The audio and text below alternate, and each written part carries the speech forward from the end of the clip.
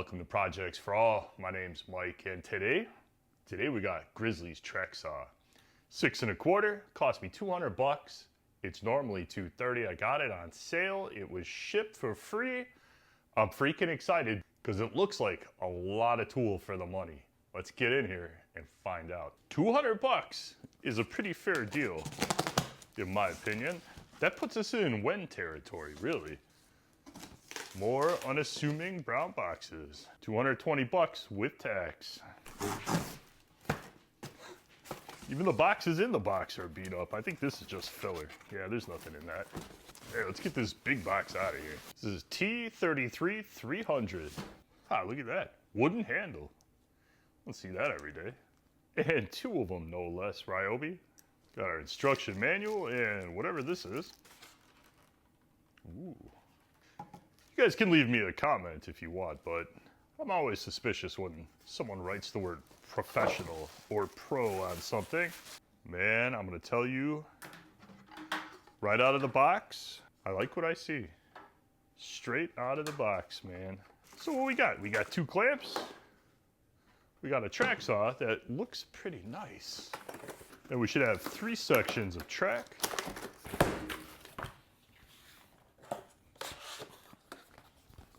3 sections of track, 3 feet each, totaling 9 whole feet. I'm already impressed, man. Already impressed. Let's get in here and have a look at this thing. It definitely has the look and feel of power tools from yesteryear. Let's start at the top and work our way down like we always do. We have this big switch right here, man. This feels nice. It's our plunge mechanism. Got this metal bar right here that is actuated by this. This is also, of course, the lockout for your power switch. Got some specs right on the machine. 120 volts, 9 amps, 11 pounds, 5,500 RPM. Mine was manufactured July of 2023, and there's the serial number. Universal motor, of course. It is missing one key feature, which I think is kind of interesting. So it has all the standard stuff you would expect. It's got some very nice overmolding. Reminds me of the $99 Wen corded track saw. It's sticky. It's got a little overmold on the back. Every time somebody advertises a new fancy track saw, it kind of makes me chuckle because honestly, these things are all the same. We've got our scale here, set to 1 degree, all the way up to 45. Unscrewing this, sliding up, we can set our plunge depth for whatever we would like. It's all plastic, but big chunky plastic, and for the price point, it's what I expect. Plunging our saw moves that little finger up and allows it to travel down into that channel right there. Beveling our saw, just like every one of them. Allows us to bevel. There is no 47 and there is no -1 on this. So you get 0 to 45. The casting on this is rough. I can feel the casting, touching it. It is not great feeling. For the price point, at least it's metal. Got your typical spring. That's it. That is all she wrote, baby. We'll look at the track adjustment when we get it on the track. Front and back, it has brackets here, so you can put like an edge guide in it. This is ridiculously sharp right here, and I'm not a fan. If I was gonna use this a lot, honestly, I would never put an edge guide in a track saw and use it that way personally, so I would just grind these right off of here. Smooth it out so I'm not cut myself. I mean, that's crazy sharp. Not a fan of that. On the blade side here, you have markings to show you the edges of your blade, front and back. Also front and back, there's an arrow here and a corresponding one in the back to show you where your blade is. So if you're gonna use this without the track, you can see where your blade comes out.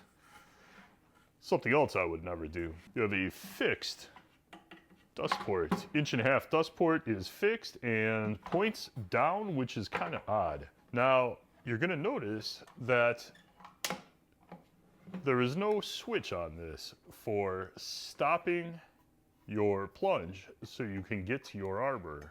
right here, like every track saw has. This does not have it. They tell you, put it on the edge of a table and plunge it, and I think you're just supposed to hold on to it so you can get to your arbor nut, which is right there. I don't know if I, be a little tough to keep it plunged.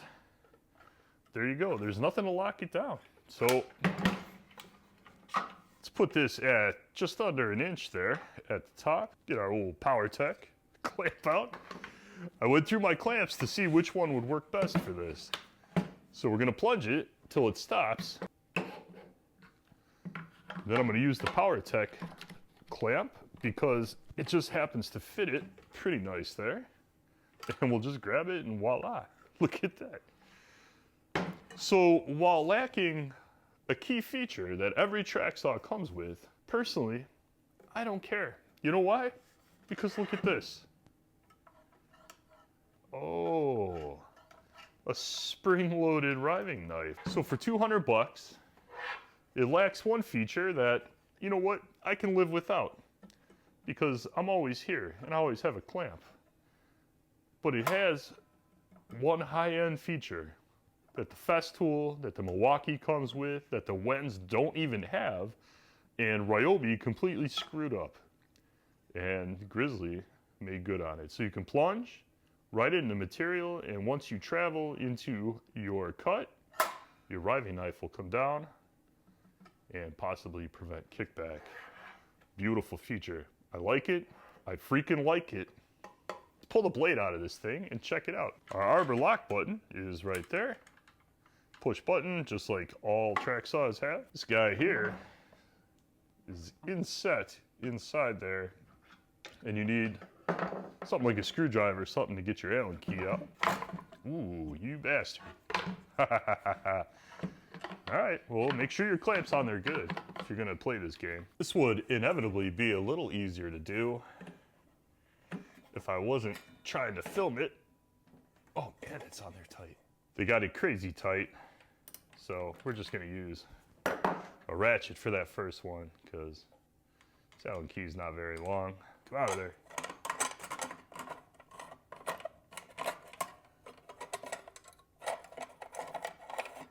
There's the name. I don't know if you guys can see that. 160 by 2.4 by 20 millimeter arbor. Well, we'll see how it does. We got plenty of other ones around here somewhere. Here's your inner arbor nut. It is keyed. And here's your outer. And they're keyed to fit together, which is kind of an interesting design that we have not seen before. They fit together and kind of lock together. There's really only one thing left to do, in my opinion. Jeez, those are tight. Everything on this is over tight. That one wasn't even tight. All right, all long except for short. I'm gonna forget that. Ah, totally wrong. Sounded like plastic. Totally wrong. Metal all around. Here's your riving knife mechanism. I should have left the blade off. Perfect. Look at that. It's not rocket science, Ryobi. It's really not. You can take this off if you want. If you don't want it on there, you just take that screw out. I don't see any other adjustments. Nothing you have to fiddle with. It just gets out of your way when you don't need it. Exactly what it should do. One nice thing about taking the cover off was I was able to turn my dust chute out a little bit, so maybe I can actually get a hose on it. Well, that brings us to our track. Just a Grizzly sticker on there. It's got 2 plastic strips on this side. 2 foam strips to stick. It sticks reasonably well, it would seem, to this. None of them seem to stick to this table very well, but you put it on a piece of OSB and it sticks just fine. You get 4 of these because you're gonna have 2 joints. They went with the first thing I see on here that I'm not a big fan of. Freaking flathead. I had to go find a screwdriver that fit this, and it still just doesn't seem to fit it that well. Yeah, we'll see. I mean, how hard is it to source some set screws, Allen head set screws? I don't think that would have been too hard to do, you know? Just off-the-shelf stuff, but whatever. That's what we got. Saw fits nicely in its track. It's got a little bit of tension, but it slides. Came with this accessory here, which the owner's manual specifically says does not come with this model track saw. So thanks, Grizzly, for throwing it in the box. There's a little lip on the edge of the track here, and this guy here just locks into it. So you can attach it to your saw here, and you can see that once you loosen this, you're able to slide it onto the lip or slide it over so it's not making contact. But this would be the way to get it to not tip over when you bevel it. Slide that on there. Let's see how it slides with that on there. Yeah, it's just fine. I guess they decided this was a safety feature that people shouldn't be without, so now it's included, which is nice. Got some wood handles on our clamps, which is cool. These clamps are super cheap. The casting is not very impressive, but you know what? If they hold the freaking track to material, I'm fine with it. Oh, look at that. They look different because this is cast, but my Power Tech fits right in there.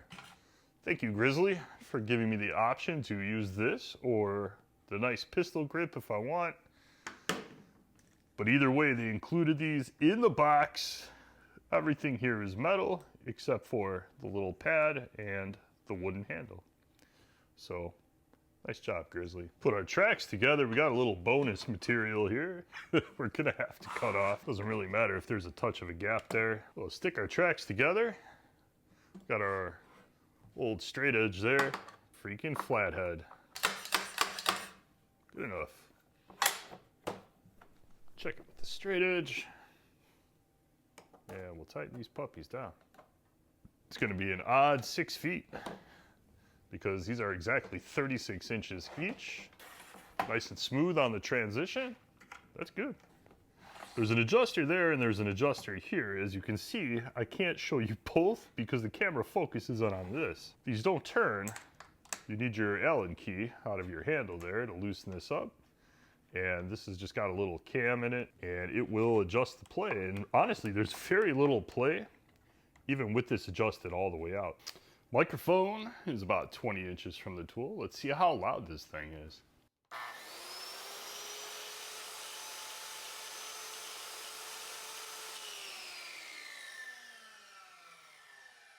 All right, we're gonna stick with 6 feet of track. I got it clamped down. We'll do a little 1/2 inch plywood and cut the edge off this track. Let's see how it does. I get the vacuum hooked up.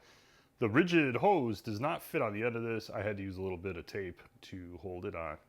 Let's see how it does.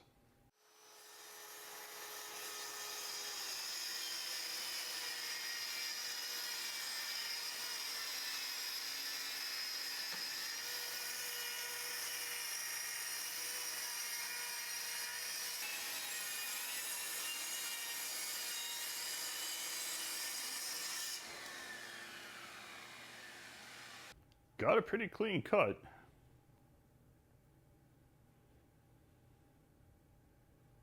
All right, let's try a little 3/4 inch.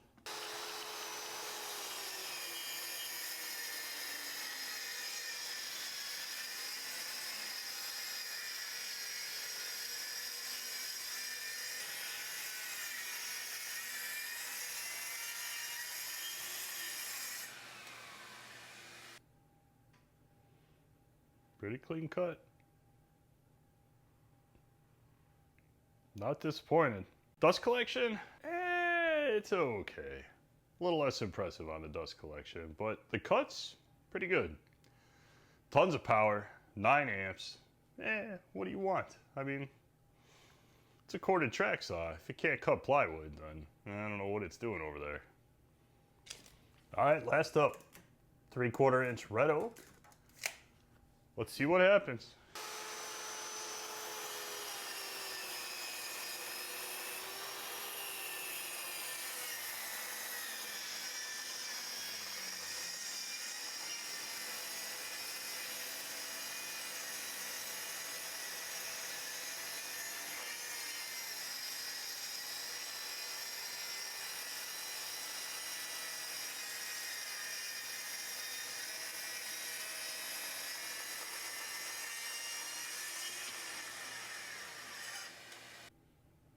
Looks good.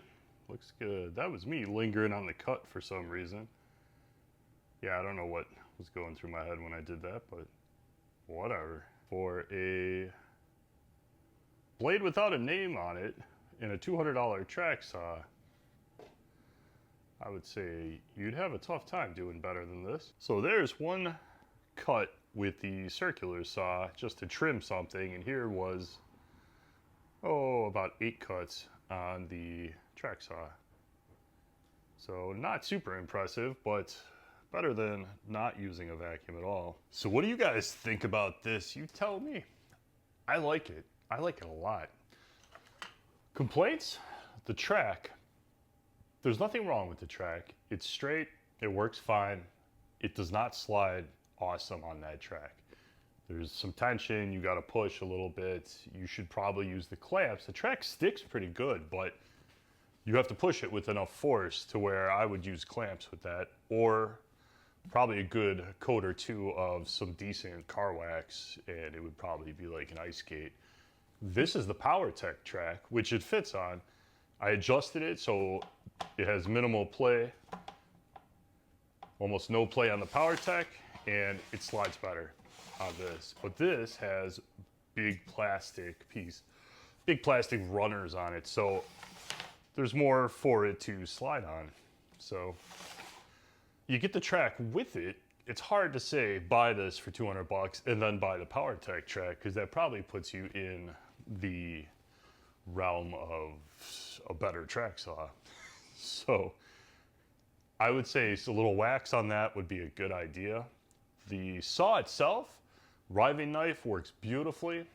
The included unbranded blade cuts perfect on oak. This is a beautiful cut. It did excellent.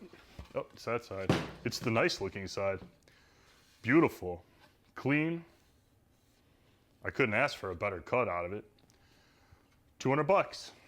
What do you guys think? Tell me if you have any experience with this. Tell me if the Wen's better. Because if you buy the Wen, you buy the PowerTech, or the Wen track's even cheaper. The Wen tracks are probably like 60 or 80 bucks. I think I paid 60 for the older, shorter version, and they work perfect. So you could get a Wen corded track saw for exactly what you would pay for this. You do it a la carte with clamps and a track, and you're right at 200 bucks. The cordless one is more, but it's cordless. So it is the direct competitor to the Wen, and I think it's just as good, if not a little better. It has the same kind of fit and finish issues that Wen's tools have, although the motor housing, the handle, all this is better than the Wen. The shoe, that rough cast, kind of unfinished shoe, that reminds me of Wen's quality. So 9 feet of track, that's a lot of track. You get an extra foot, 6 inches off the ends of a piece of full sheet of plywood. It's a hell of a good value on a very powerful track saw that works perfectly, in my opinion. Go out and grab it.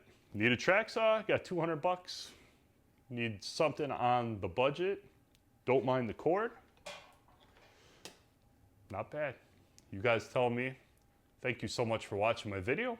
As always, hit like and subscribe. It helps me, and you might see another tool video in the near future that you like. So it's win-win. Go do it. Thanks for watching. I'll see you next time.